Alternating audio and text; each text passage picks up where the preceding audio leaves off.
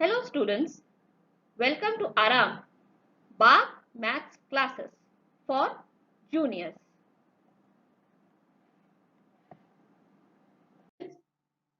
Welcome back friends to yet another session of integers. अभी तक हम एडिशन, सब्ट्रैक्शन सीख चुके हैं. आज के सेशन में हम मल्टीप्लिकेशन ऑफ इंटीजर्स सीखेंगे और उसकी प्रॉपर्टीज को समझेंगे. सबसे पहले हम मल्टीप्लिकेशन ऑफ इंटीजर्स में पहले समझते हैं कि कैसे दो इंटीजर्स को मल्टीप्लाई किया जाता है. पहला रूल है the product of two integers of opposite signs the product of two integers of opposite signs is equal to the additive inverse of the product of their absolute value. कहने का मतलब है कि the product of a positive and negative integer, मतलब पहला number positive हो और दूसरा नंबर नेगेटिव हो, या फिर product of negative and positive integer. इसका मतलब क्या हो, हमारा जो पहला नंबर नेगेटिव हो और दूसरा नंबर पॉजिटिव हो, दोनों केस में हमारा आंसर क्या होगा, नेगेटिव इंटीजर होगा. और जो प्रोडक्ट निकालेंगे वो क्या होगा, हमारे एब्सोल्यूट वैल्यू का प्रोडक्ट होगा. चलिए एक क्वेश्चन देखते हैं. फॉर एग्जाम्पल हमने दिया -2 इंटू 4. अब हमें क्या करना है, एब्सोल्यूट वैल्यू का प्रोडक्ट निकालना है पहले. सो -2 का एब्सोल्यूट वैल्यू क्या है, 2, और 4 का एब्सोल्यूट वैल्यू क्या है, 4. तो 2 इंटू 4 कितना हुआ, 2 इंटू 4, 2 इंटू 4 कितना हुआ, 8, राइट. और -2 एक नेगेटिव नंबर है, 4 एक पॉजिटिव नंबर है, मतलब हम एक नेगेटिव नंबर को एक पॉजिटिव नंबर से मल्टीप्लाई कर रहे हैं. तो इसका मतलब क्या हुआ, इसका साइन क्या हो जाएगा, माइनस. तो आंसर क्या आया, -8, जो कि एक नेगेटिव इंटीजर है.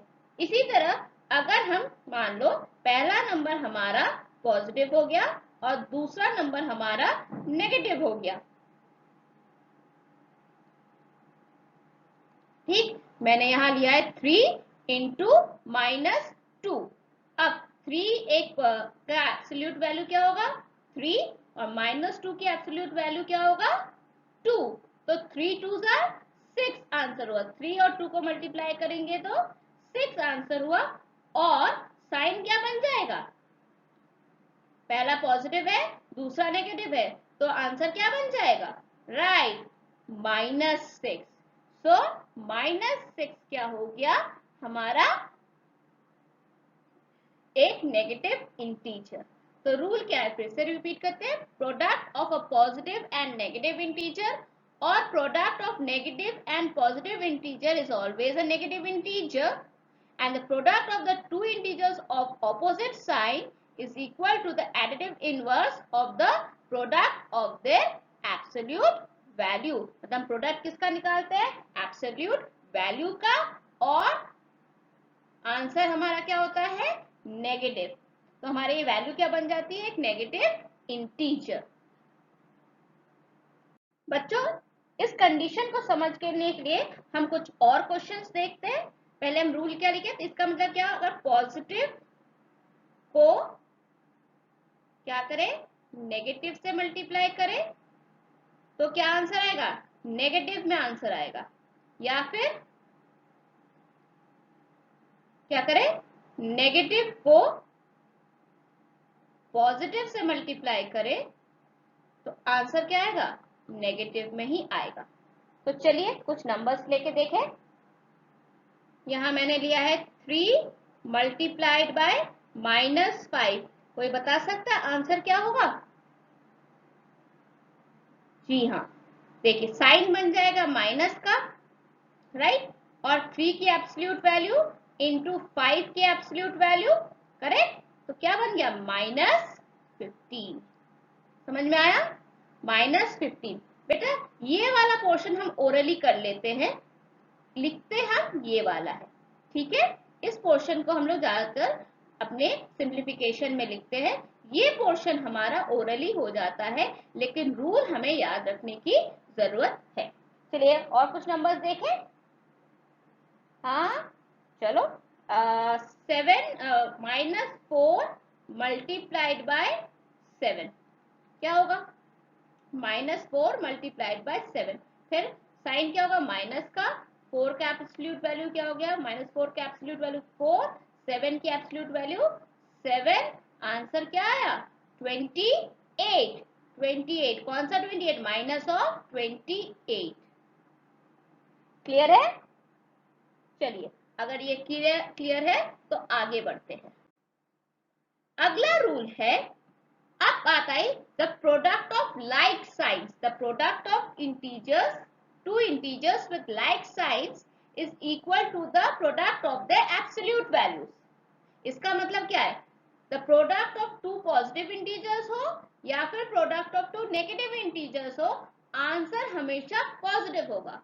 इसका मतलब क्या है? अगर मेरा नंबर 2 इंटू 3 है, जो कि दो पॉजिटिव इंटीजर है, तो भी आंसर इसका पॉजिटिव हुआ, 6 हुआ। और 2 की एब्सोल्यूट वैल्यू भी 2 और 3 की एब्सोल्यूट वैल्यू 3, तो 2 3 6, ठीक।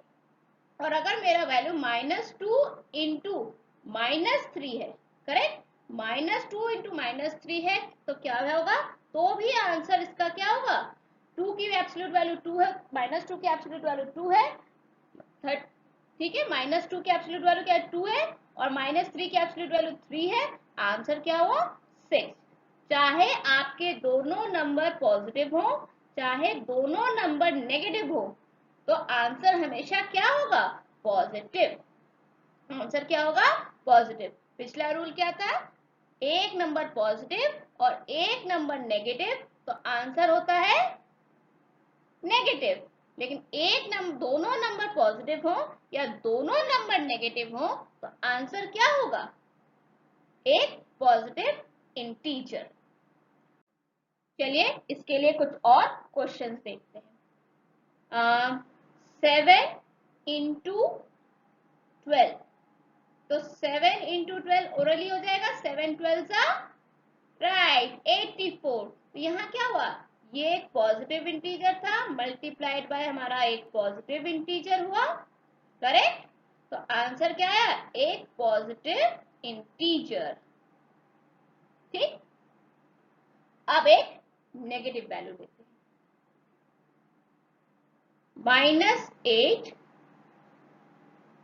को एक नेगेटिव वैल्यू -13 से मल्टीप्लाई करते हैं, तो आंसर तो आएगा पॉजिटिव। हमें पता है रूल क्या है, क्योंकि ये देखिए, ये एक नेगेटिव इंटीजर मल्टीप्लाई हो रहा है किसके साथ? एक नेगेटिव इंटीजर के साथ, तो आंसर आएगा एक पॉजिटिव इंटीजर, करेक्ट। इसका मतलब 8 की एब्सोल्यूट वैल्यू क्या? -8 की एब्सोल्यूट वैल्यू 8 हो गई, और 13 की एब्सोल्यूट वैल्यू 13 हो गई, तो आंसर क्या हुआ? 8 13 सर कितना होता है? जी हाँ, 104। 104, ठीक। तो ये रूल है कि अगर दूसरा रूल समझ में आया, पहला रूल क्या है? एक नंबर पॉजिटिव हो और दूसरा नंबर नेगेटिव हो, या फिर पहला नंबर नेगेटिव हो और दूसरा नंबर पॉजिटिव हो, तो रिजल्ट हमेशा एक रिजल्ट हमेशा एक नेगेटिव इंटीजर आता है। लेकिन दोनों ही नंबर हमारे पॉजिटिव हो या दोनों ही नंबर हमारे नेगेटिव इंटीजर्स हो, तो रिजल्ट हमेशा क्या आएगा? पॉजिटिव। बच्चों, अभी जो हमने मल्टीप्लिकेशन के रूल्स पढ़े, इसी कॉन्सेप्ट पे हमारे साइन रूल होते हैं, प्रोडक्ट निकालने के कुछ साइन रूल। देखिए, नंबर्स तो एब्सोल्यूट वैल्यू के हिसाब, नंबर्स के एब्सोल्यूट वैल्यू के हिसाब से हम लोग जैसे नॉर्मल नेचुरल नंबर्स या होल नंबर्स को मल्टीप्लाई करते थे, वैसे ही हम इनको मल्टीप्लाई करते हैं। लेकिन साइन के अपने रूल होते हैं। तो सबसे पहला वाला रूल हम समझते हैं। देखो, सबसे पहला रूल क्या है?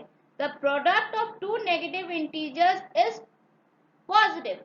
मतलब कहने का मतलब है अगर आपके पास दो नेगेटिव नंबर हैं तो उनका आंसर क्या होगा, पॉजिटिव। इसी तरह से अगर number of negative integer in a product is even, मतलब जब अगर हम दो नेगेटिव नंबर्स की बात करें तो आंसर नेगेटिव होगा। अगर हम ऐसे ही चार नेगेटिव नंबर्स की बात करें तो भी आंसर हमारा पॉजिटिव ही होगा। जैसे मान लो -2 इंटू -2 इंटू -3 इंटू -1 ले लेते हैं। ये सारे क्या है, नेगेटिव नंबर्स है ना, ठीक है। लेकिन अगर हम काउंट करें तो हमारे पास कितने नेगेटिव नंबर्स है, 1 2 3 4। तो काउंटिंग में ये नेगेटिव नंबर्स कितने हैं, 4 4, जो कि ये 4 है 4। और 4 क्या है, एक इवन नंबर है। इसका मतलब तो क्या कह रहा है, जब number of negative integer in a product क्या हो, इवन काउंट पे हो, तो रिजल्ट क्या आएगा, रिजल्ट का साइन क्या होगा, पॉजिटिव। इसका मतलब अगर, और बाकियों का हम क्या करेंगे, एब्सोल्यूट वैल्यू निकाल लेंगे। तो -2 की एब्सोल्यूट वैल्यू 2, -2 की एब्सोल्यूट वैल्यू 2, -3 की एब्सोल्यूट वैल्यू 3 और -1 की एब्सोल्यूट वैल्यू 1। इसकी 2 हो गई, इसकी 2 हो गई, इसकी 3 हो गई, इसकी, तो प्रोडक्ट निकालो तो क्या हुआ, 2 इंटू 2 4 4, 2 इंटू 2 4, 4 इंटू 3 12, 12 इंटू 1 12। तो आंसर क्या आया, एक पॉजिटिव इंटीजर जो कि है 12। पहला रूल समझ में आया। तो हम दूसरा रूल देखते हैं। अगर यही the product of three negative integers is negative, या फिर the number of negative integers in a product is odd, then the product is a negative integer. मतलब अगर मेरे पास तीन नेगेटिव नंबर हैं, ठीक है, तीन, दो पे पॉजिटिव आंसर आया और अब मेरे पास तीन है और ये थ्री क्या है, एक ऑड नंबर। काउंट में देखो 1 2 3 3 है, तो थ्री क्या है, एक ऑड काउंट है, तो इसका आंसर भी क्या आएगा, नेगेटिव आएगा। इसी तरह मान लो मेरे पास 5 नेगेटिव इंटीजर्स है,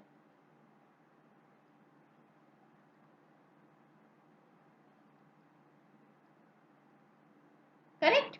तो इस इनका भी जब हम प्रोडक्ट निकालेंगे, इन सबका जब हम प्रोडक्ट निकालेंगे तो भी मेरा आंसर एक नेगेटिव वैल्यू ही देगा।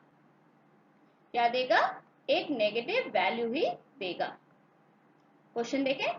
जैसे मान लो हमारे पास है 3 2 -2 इंटू -3 इंटू -5, ठीक, तीन है। तो क्या हुआ आंसर, 2 की -2 की एब्सोल्यूट 2, -3 की एब्सोल्यूट 3, 5 की एब्सोल्यूट वैल्यू -5 की 5, ठीक। 2 3 6, 6 5 30। लेकिन क्या आंसर 30, -30। क्यों, क्योंकि यहाँ काउंट में कितने 1 2 3 3 है, 3 क्या है, एक ऑड नंबर है। ऑड नंबर ऑफ टाइम्स हमारा ये नेगेटिव नंबर रिपीट हुआ है। तो नेगेटिव नंबर अगर ऑड नंबर ऑफ टाइम्स है तो आंसर क्या होगा, -30, that is a negative integer. इसके सिवा अभी हम लोगों ने कुछ रूल्स पढ़े थे, वो भी हैं, जो कि अगर दो पॉजिटिव नंबर्स को ऐड कर, अगर तो हम दो पॉजिटिव इंटीजर्स को मल्टीप्लाई करते तो आंसर क्या होगा, पॉजिटिव, वेरी गुड।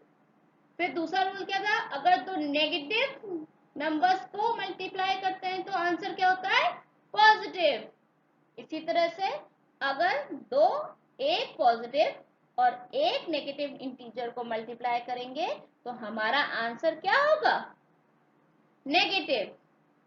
और एक नेगेटिव और एक पॉजिटिव इंटीजर को मल्टीप्लाई करेंगे तो आंसर होगा हमारा नेगेटिव। चलिए कुछ एग्जांपल्स लिख लेते हैं। 2 3 6, वेरी गुड।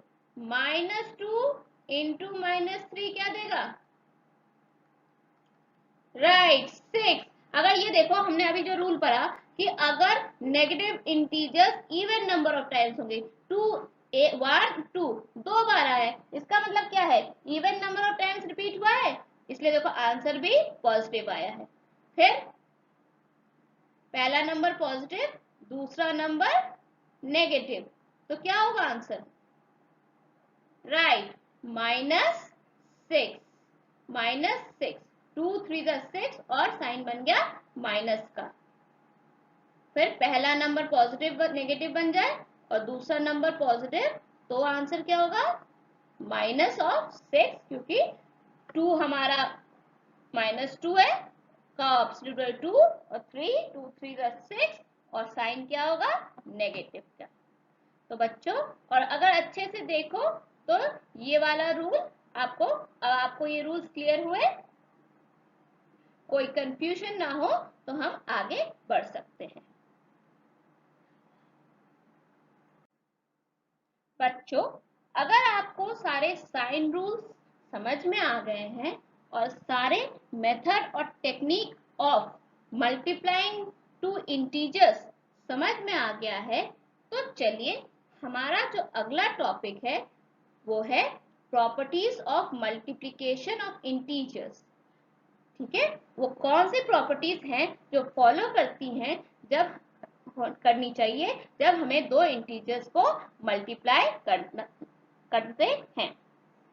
तो सबसे पहला है क्लोजर प्रॉपर्टी। अगर हम if we are multiplying two integers such that a and b, अगर हम if a and b are two integers, then the product of two integers is also an integer। कहने का मतलब है कि अगर a और b का प्रोडक्ट निकालते हैं और ये a और b दोनों ही अगर इंटीजर हैं, तो जो आंसर आएगा, जो कि इस केस में a मल्टीप्लाइड बाई c का आंसर, a मल्टीप्लाइड b का आंसर c है, तो ये c क्या होगा, c भी एक इंटीजर ही होगा। क्वेश्चन देखते हैं, चलिए। मान लो 7 इंटू 5 किया, तो 7 एक इंटीजर है, 5 एक इंटीजर है, 7 5 का कितना होता है 35। क्या 35 एक इंटीजर नहीं है, जी हाँ है। एक नेगेटिव नंबर ले लेते हैं, 7 इंटू 2, ठीक है, रूल वही है जो हमने अगले में सीखा। तो 7 2 का कितना हो गया 14 और साइन कौन सा होगा, माइनस का, सो -14। क्या -14 एक नेगेटिव इंटीजर नहीं है, -14 एक इंटीजर है, राइट। सो इस तरीके से कह सकते हैं कि मल्टीप्लिकेशन ऑफ इंटीजर में क्लोजर प्रॉपर्टी होल्ड करती है। अगली प्रॉपर्टी है commutative property. If a and b are two integers, if a and b are two integers, then a multiplied by b is equal to b multiplied by a। कहने का मतलब है कि अगर हम a की जगह b को रख दें और b की जगह a को रख दें, तो हमारा सेम आंसर आएगा, सेम प्रोडक्ट आएगा, जो हम a इंटू बी करने में मिलेगा या फिर हम b को a से मल्टीप्लाई करके मिलेगा। तो let's see an example. -4 multiplied by 5, ठीक, -4 को मल्टीप्लाई करें तो हमारा -4 क्या हुआ a और 5 क्या हुआ b। -4 को 5 से मल्टीप्लाई करें तो 4 5 का कितना हुआ 20, पहला नेगेटिव है दूसरा पॉजिटिव है, तो आंसर क्या बन जाएगा नेगेटिव -20, करेक्ट।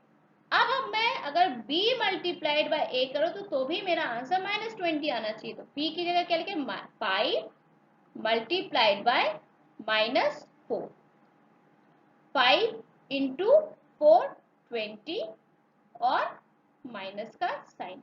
तो अगर आप देख सकते हो बच्चों कि दोनों केसेस में सेम आंसर आया है, तो मल्टीप्लिकेशन ऑफ इंटीजर क्या करता है, होल्ड करता है। Multiplication of integers commutative property को होल्ड करता है, जो कि है a multiplied by b is equal to b multiplied by a। इसी तरह से अगली जो प्रॉपर्टी है वो है एसोसिएटिव प्रॉपर्टी, जो कहती है कि हमारे पास अगर तीन इंटीजर्स है a, b एंड c, तो a को b से मल्टीप्लाई करें और उसके रिजल्ट में जब c को मल्टीप्लाई करेंगे जो आंसर हमें मिलेगा वही अगर हम b और c को पहले मल्टीप्लाई करें और उसके रिजल्ट में a को मल्टीप्लाई करेंगे तो हमें सेम रिजल्ट मिलेगा। फिर से रिपीट करती हूँ, a और b का प्रोडक्ट निकालें और उसके प्रोडक्ट के रिजल्ट में अगर हम c को मल्टीप्लाई करें तो जो आंसर हमें मिलेगा वही आंसर हमें अगर हम b और c को पहले मल्टीप्लाई करें और उसके रिजल्ट में a को मल्टीप्लाई करने से मिलेगा। चलिए एक एग्जांपल देखते हैं। 2 into 3 मल्टीप्लाइड बाय 5, और अगर चेंज करें तो क्या बन जाएगा 2 into 3 मल्टीप्लाइड बाय 5। चलिए चेक करते हैं दोनों में सेम आंसर है या नहीं।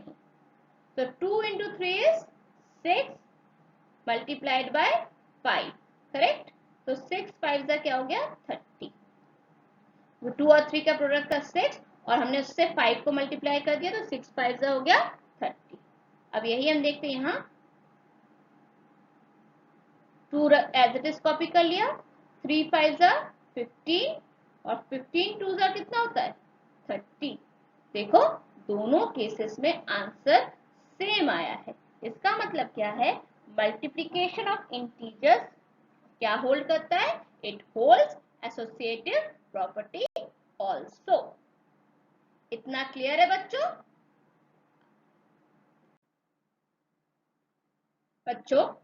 अगली जो हमारी प्रॉपर्टी है उसके लिए थोड़ा बहुत आपको एडिशन और सब्ट्रैक्शन का नॉलेज और उसके वर्किंग रूल अच्छे से समझ में आनी चाहिए।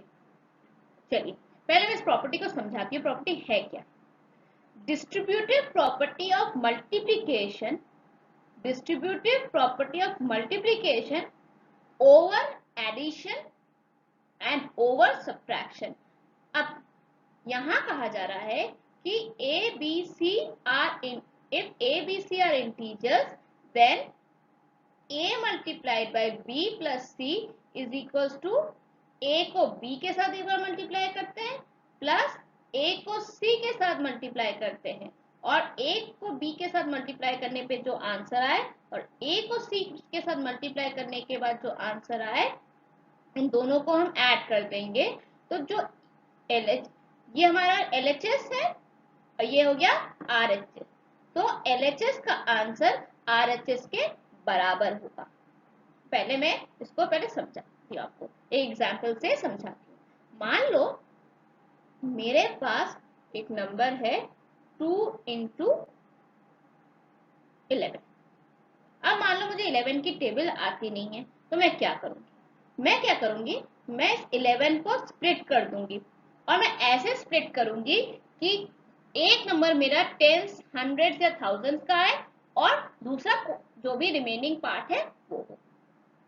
अब मान लो ये 11 है तो मैं टेंस में करती हूँ। तो मैंने क्या किया, 2 into 11 है तो क्या होगा 10 और 10, अब 10 अगर चला गया तो कितना बचा 1, राइट।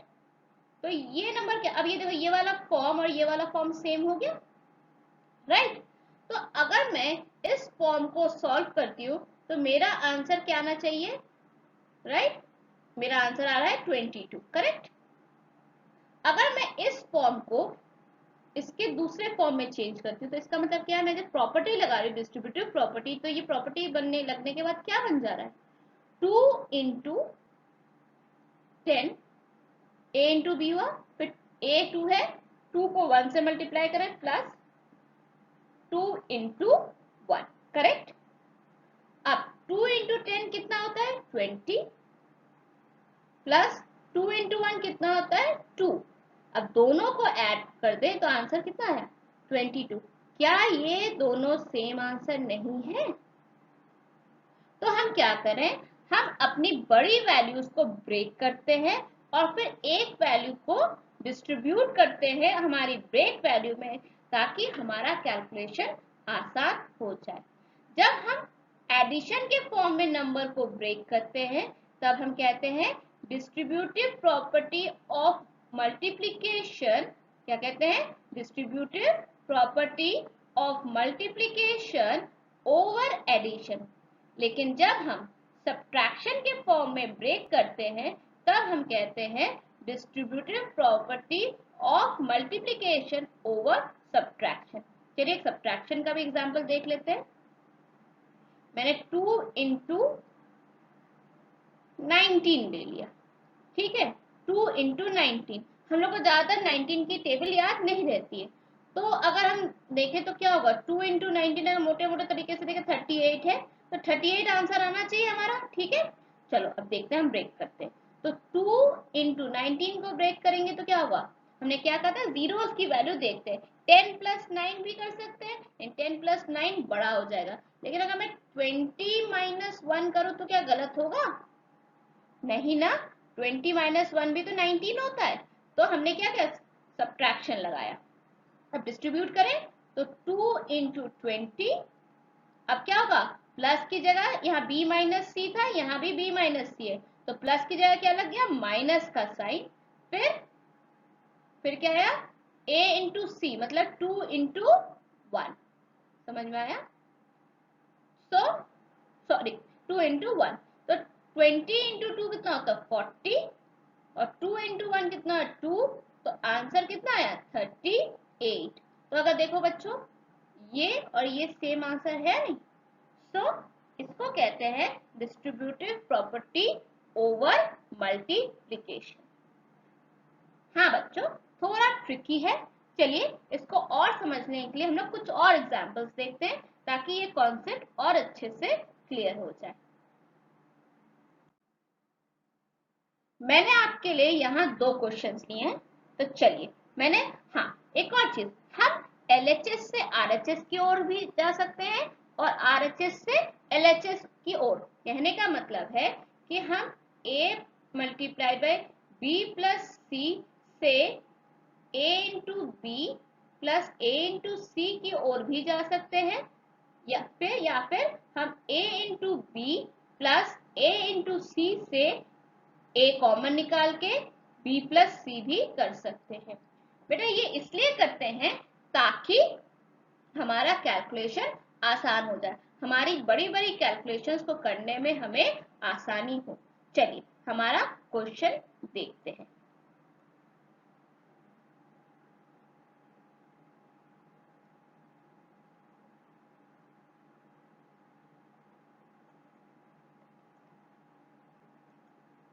अगर आप इस क्वेश्चन में ऑब्जर्व करें, मैंने लिया है 12 इंटू 15। अब मेरे पास 2 ऑप्शन है, मैं आइदर 12 को ब्रेक कर सकती हूँ, आइदर 15 को।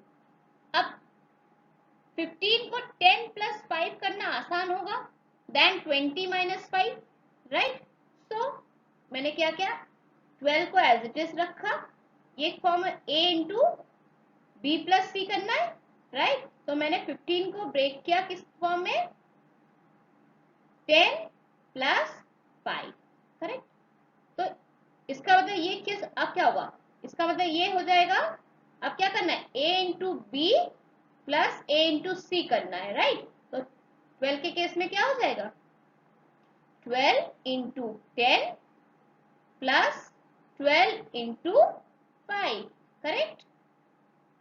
अब 12 इंटू 10 कितना होता है, 12 10 सा 120, और 12 5 सा कितना होता है, 60, करेक्ट। आप भी करिए मेरे साथ तो आपको कैलकुलेशन समझ में आ जाएगा, राइट। आप क्या करें, अब दोनों को ऐड कर देना है, 0 0 0, 2 प्लस 6 8 और 1 180, ठीक। तो 12 इंटू 15 अगर का आंसर क्या हुआ, 180। अब बच्चों हमने अभी डिस्कस किया कि हम उल्टा भी जा सकते हैं। अब फॉर एग्जाम्पल देखो, ये हमारे RHS किस फॉर्म में, A into B plus A into C के फॉर्म में है, लेकिन अगर इसको और इसको इंडिविजुअली करते हैं तो हमारा कैलकुलेशन बहुत डिफिकल्ट हो जाएगा।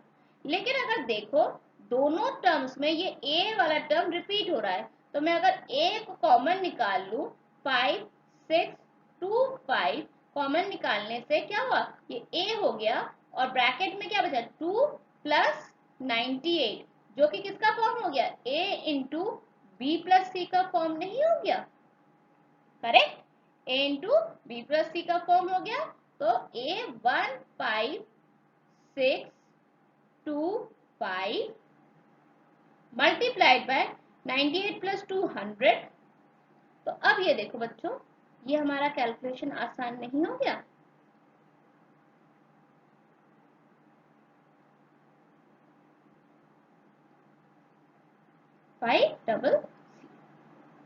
सो उम्मीद करती हूँ आपको distribution of property of multiplication समझ में आ गई होगी।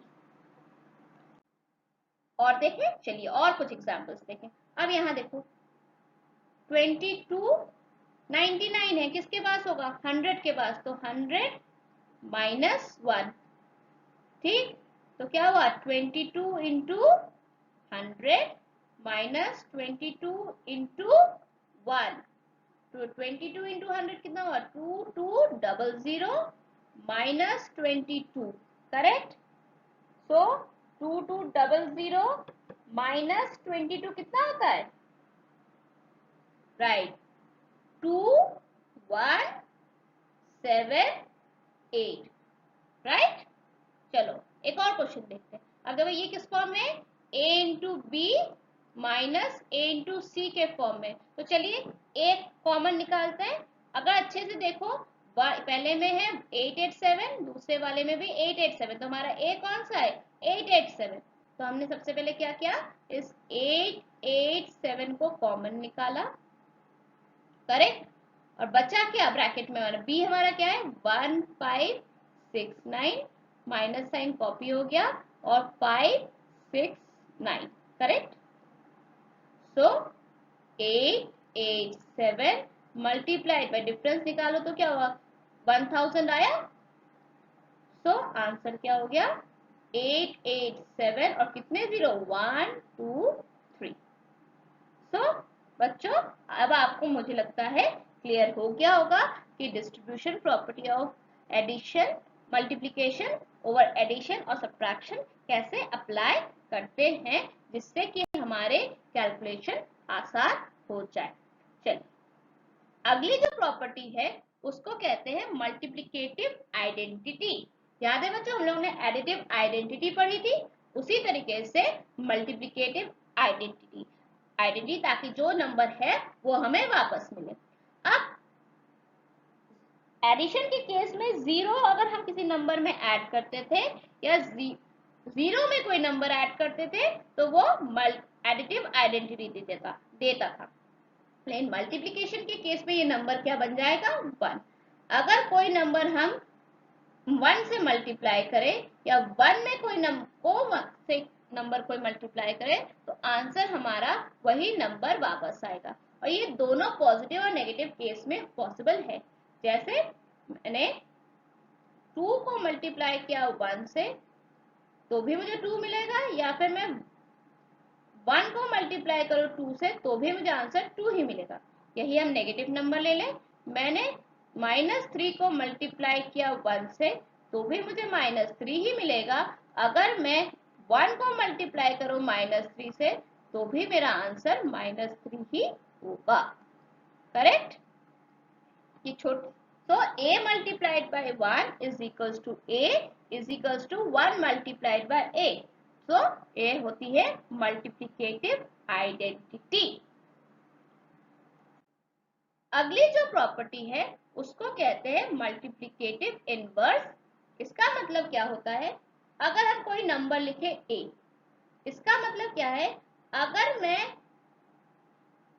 इसको फ्रैक्शन फॉर्म में लिखूं तो इसमें कोई नंबर नहीं है, a/1 बन गया, करेक्ट। अगर मैं इसका रेसिप्रोकल निकालती हूँ, रेसिप्रोकल का मतलब क्या है, ये नंबर देखो पहले न्यूमरेटर अपॉन डिनोमिनेटर के फॉर्म में, रेसिप्रोकल का मतलब क्या है, डिनोमिनेटर ऊपर चला जाएगा और न्यूमरेटर नीचे चला जाएगा। क्या होगा, डिनोमिनेटर ऊपर चला जाएगा न्यूमरेटर ऊपर। तो अगर कोई नंबर a है तो उसका रेसिप्रोकल क्या हो जाएगा 1/a, और अगर 1/a है तो उसका रेसिप्रोकल क्या बन जाएगा a। ठीक, एग्जाम्पल देखते हैं। अगर मान लो 2 है तो 2 का रेसिप्रोकल क्या होगा 1/2, और 1/3 है तो इसका रेसिप्रोकल क्या बन जाएगा 3। ठीक, चलो ये कॉन्सेप्ट अगर समझ में आ गया तो इस रूल को भी समझते हैं।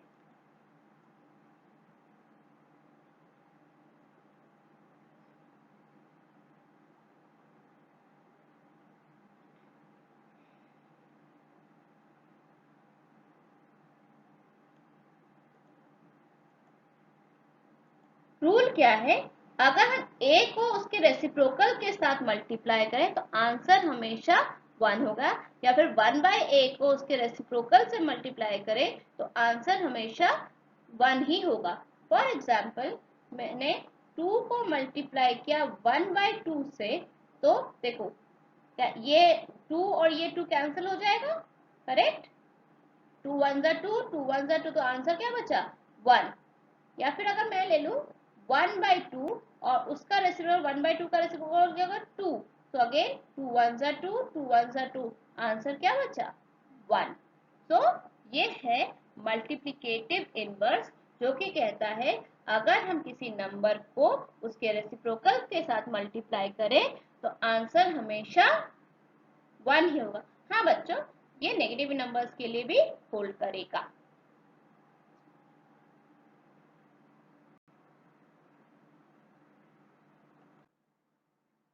अगली प्रॉपर्टी है मल्टीप्लिकेशन बाय जीरो। मतलब कहने का मतलब अगर किसी नंबर को हम जीरो से या जीरो को किसी नंबर से मल्टीप्लाई करें तो आंसर हमेशा जीरो होता है। जीरो का या फिर जीरो को तो आंसर हमेशा जीरो होगा। तो -2 मल्टीप्लाइड बाय जीरो भी जीरो देगा, और जीरो को अगर -2 से मल्टीप्लाई करेंगे तो जीरो का। तो बेटा अगर मैं एक क्वेश्चन लिख रही हूँ, जरा बताओ तो आंसर क्या होगा। -2 इंटू 1 इंटू 1/4 इंटू 0, आंसर क्या होगा बता सकते हो।